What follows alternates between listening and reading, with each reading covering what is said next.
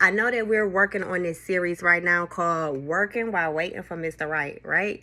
So I want you ladies really to understand what working while waiting is all about. Working while waiting, it's for men and women. If you a man and you want to come in and you want to work on yourself while you're waiting on your right kingdom spouse, right?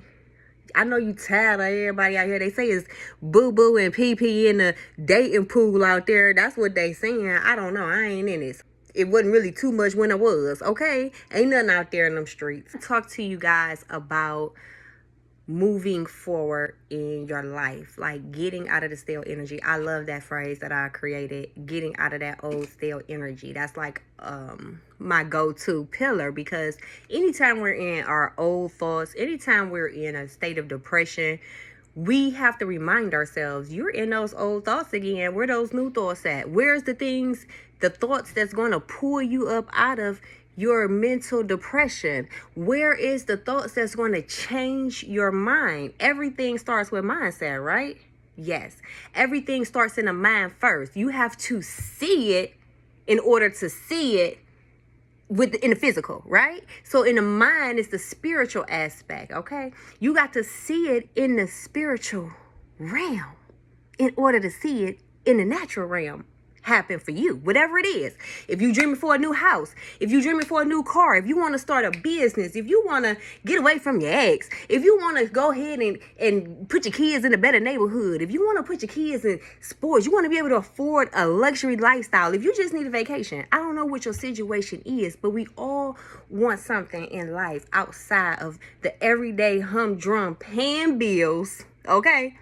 Paying bills every single day to get in this same habit of routine, humdrum living, 8 o'clock at work, 6 o'clock, you don't even, you're not motivated to even go to work, right? You're not motivated to go to work because it don't appeal to you. It's not what's pulling from down in your soul. So you get up late for work. You got to be at work at 8 o'clock in the morning. You probably getting up at 7:15. Ain't leaving out the house at 7:45 and you're rushing in traffic. Trying to get to work in 15 minutes. That was me. Yep. I done got tickets and everything. Oh, yeah. That was me. Yep. But I had to learn that 9 to 5 ain't for me. It ain't for everybody.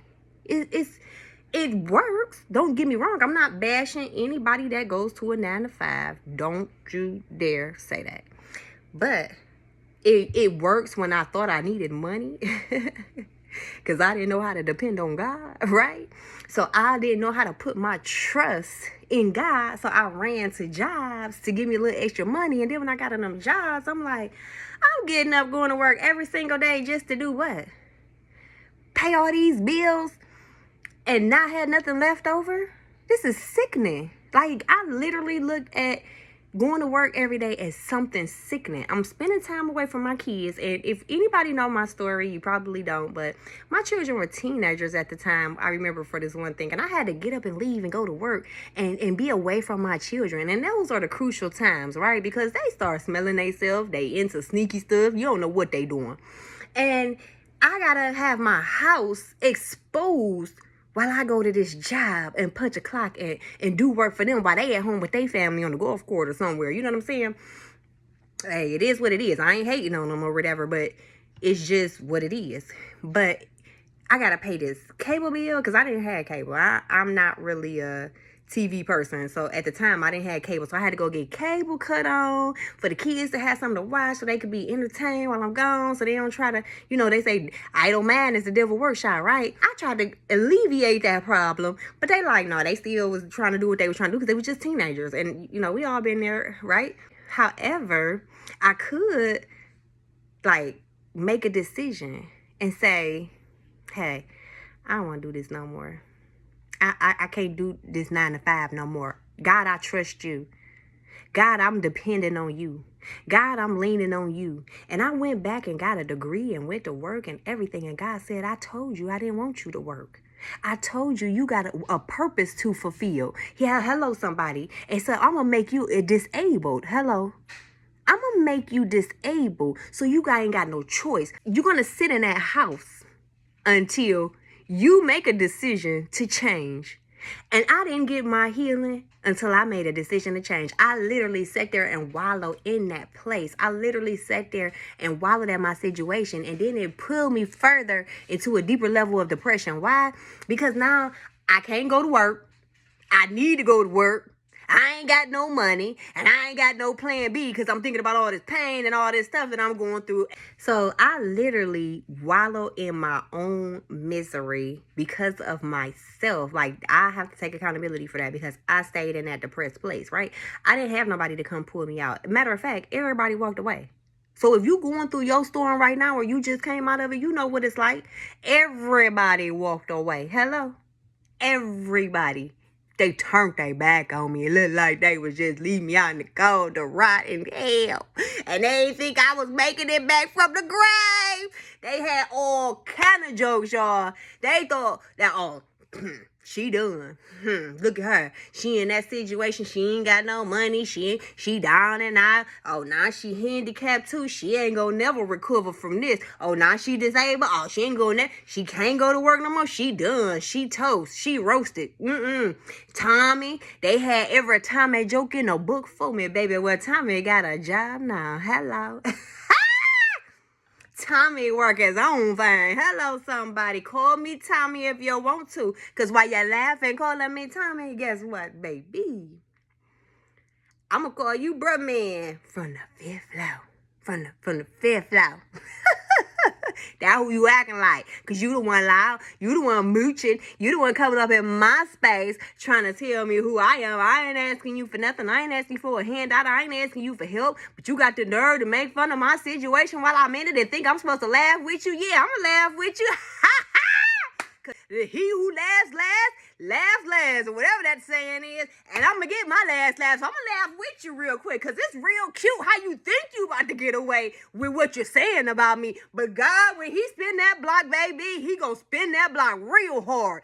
So when the Bible say that he gonna prepare the table before you in the presence of your enemies, you ain't gotta go seek no revenge. You ain't got, it didn't say go seek revenge on your enemies so you can see them pay for what they did to you. Nah, sit back, prepare for your next destination. Keep on moving forward. Keep on smiling, hee hee, ha ha, unbothered, and don't let them see you sweat, baby. Just wipe that sweat from your brow before you leave the house, okay? If you got to go over their house and stuff, baby, I want you to check that mirror in your car and wipe them tears from your ass, put that little lotion on your face and stuff, and go on in their house with a smile and say, hey, hey.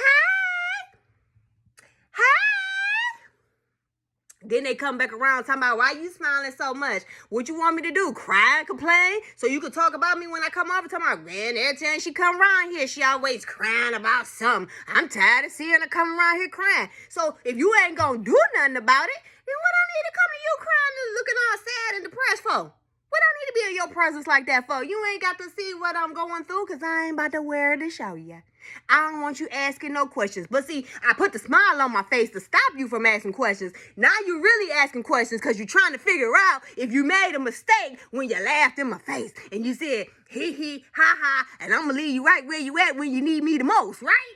Instead of saying, hey, I can't help you. I ain't in the position. Hey, I really want to do more. No, y'all just flat the fuck out. Listen, y'all just flat out left, disappeared, right? And I find it funny because I find the joy in God, right? And he prepares the table before you in the presence of your enemy. So if he is preparing the table before you in front of your enemies, then that means that he is giving you the clear and concise direction to move forward, to have that table be prepared. And you know, when you have a soul food Sunday, baby, let me tell you, you got the greens to put, you got to prepare the night before. You got the yams that you got to put out. You got the corn. You got the meats, all the different meats that you got to put out there. It's going to be a full spread for you, baby. It ain't going to be no little TV dinner. It ain't going to be no little minute meal. It ain't going to be no ramen noodle. That's what they eating on. It's going to be a full table, full feast for you in front of your enemies, right? So that means you got a big assignment, you got a big job, you got a lot of work to do. You can't be seeking revenge because that's not what the Bible say. He gonna get the greatest revenge, and guess what, baby? Because God, he do more deliveries than Amazon. I tell you, baby. God do more deliveries than Amazon. So don't you worry about paying people back for what they did to you. Keep moving forward with a smile on your face, chin up, head high. That way they think that usually what a bully gonna mess with you when they think that they got you. When they think that they can affect you. When they think that they can make you cry. If they see that they ain't doing nothing to you, they're gonna eventually find the next target, right? They're gonna leave you alone. So just keep on smiling.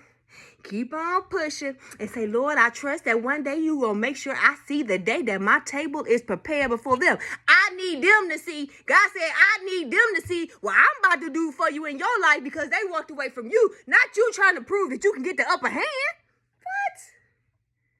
So I don't know who this message is for, but I definitely know that if it's your time to move forward and in a new direction, and you say, hey, I want to go ahead and take that next step. I want to start a business. God been tugging at my heart. He been wanting me to start a business. He been wanting me to start my ministry. I don't care what it is. If you know that you really want to start something and you don't know where to start, girl, come on over here, bestie. You my business bestie now. We about to get this thing going. We gonna be working while we waiting.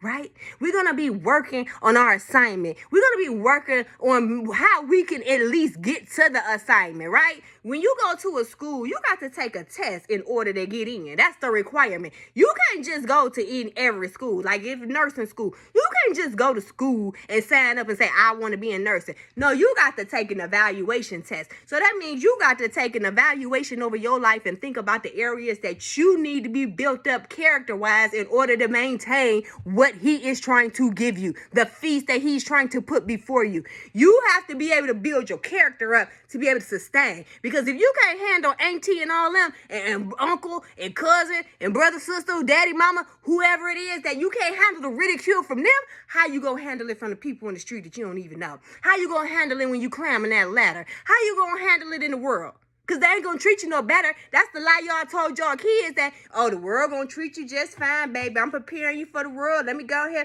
And you don't really prepare them for the world. And then they get out here and they fall flat on their face because the world ain't about to treat them like you did. The world ain't about to coddle them. Hello? You got to put that work in if you want something out of it, right? That's what you're going to tell your kids.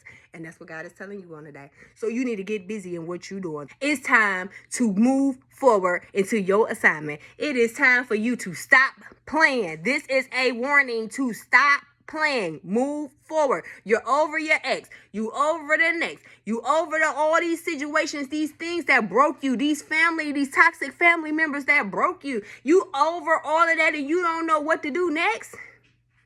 If you don't know what to do next, but you right here, guess what? You cried out to God and he sent a messenger to tell you what your next step is, right? Getting started. Get started today, y'all. This is Healed Girl Summer over here, okay? This is Healed Girl Summer. And we all need to be on Healed Girl Summer terms. So I want you today to think about this. If you really want to join the program that get started and to help you become accountable, I want you to stay tuned for that because it's going to be $35 a month. You're going to have access to everything. You're going to have access to me, group coaching. You're going to have access to the e-guys. You're going to have access to how you can go get the money blueprints, everything, baby, okay? You're going to have access first. I'm going to do another video and I'm going to let you know what the 3 books is that you should be doing to help you jumpstart. Because sometimes it's not really laziness. People think, oh, I'm being lazy. No, laziness is lack of motivation. You're just not motivated. You just don't want to do it because you don't know how to do it, or you have a fear of doing it, or it's not your desire to do it. Whatever it is that you think you want to do, it really ain't your desire, or else you'll be motivated. You'll be motivated to get up. What is the blockages? What's holding you back? That's what you need to decide today. What's holding you back, and are you ready to say yes, or are you ready to get left behind? And now you got to repeat everything you went through and be around the same type of energies and people that just ain't going nowhere, ain't doing nothing. Do you want to do that? Did you put in all the work just to be right back there with no change? Sometimes you got to walk away from the crowd and come back with something greater, right? You ever see somebody in the hood? It's a little kid that make it out the hood and he go to college on a scholarship and then he come back. And when he come back to the hood, baby, he better than he was before. He got his suit on and everything, right? He done got a career established for himself. He probably in the NBA or something when he come back home and visit his family, right? Because he was the one that wasn't afraid to take that step and move out on faith instead of allowing fear to keep him held back. Because if he'd have stayed in that same place and 10 years later had passed and he'd have been doing the same humdrum thing because he was living in fear, do you know he would have never seen what the destiny was like? He had to see it in his mind when they get out of the hood in order to get out of the hood, to come back to the hood, to show other people that they can make it out the hood too, y'all. Woo! I'm talking to somebody today. I don't know who I'm talking to, but I hope you get this message. I hope you decide to move forward. I hope you decide to take action today, because that's what it's all about. Change your mind, change your mouth, change your actions. That's what it is. And I'm going to give you those 3 books. So stay tuned for my next video. I want to show you what these books is to help you get started on your path, on your journey, because everybody ain't got the money to get started today with an accountability partner and group coaching and all of that. But you really want to, and you want to stay by and be connected. That's okay. You can subscribe. You can like. You can do whatever you want to interact and say, hey, I really love the message that you gave to me today, and I really want to see more messages, because I ain't going to stop the free stuff. I'm going to give you the message. The message is free. It's up to you to decide to take the action. You know what I'm saying? So I want to be able to go ahead and tell you what those books is to get you jump started, because we got to get out of that. Next time I see you, bestie, I better see you in the penthouse suite. Okay? I better see you in the penthouse suite. Get busy. Okay? All right. Love y'all. Bye. Let's grow.